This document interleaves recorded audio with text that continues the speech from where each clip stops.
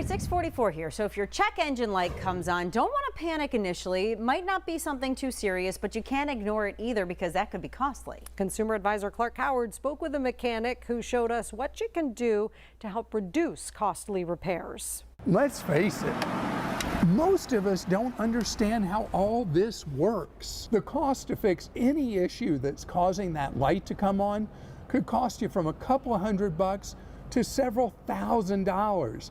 So knowing what's wrong could put a lot of money back in your pocket.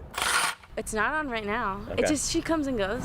One of them did come on in my Chrysler right here. Well, I think I would just stop the car and try to get to a mechanic as soon as possible. Going to a trusted mechanic's an important part of this equation. But before you make that pit stop, I was worried, but I said the Lord has it. I just got to get to AutoZone. many auto parts stores offer free testing to determine what a warning light indicates. If you have a newer car, the manufacturer app can provide more details and alert you when something's wrong. The issue might be as simple as a loose gas cap or evaporative emission system, misfire, oxygen sensors, catalytic converters, transmission issues. Some of the safety systems will also cause the check engine light to come on. these issues can lead to decreased fuel efficiency and may result in you failing an emissions test. It doesn't mean that your car is about to cut off on you. Sometimes it can, but more often than not, it's just an indicator that you need to be aware you've got an issue. Clay Brooks is a diagnostic technician at Cooper Lake Automotive. He says if your check engine light comes on, it may not mean you have to pull over immediately.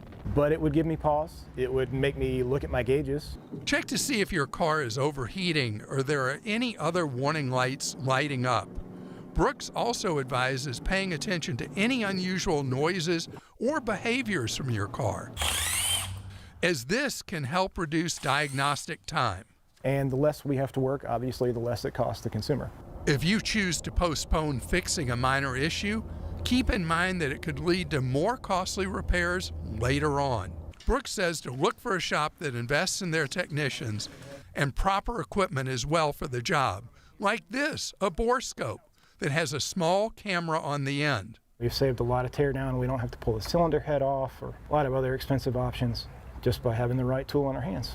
And although many situations aren't emergencies, there are times when you could cause further damage.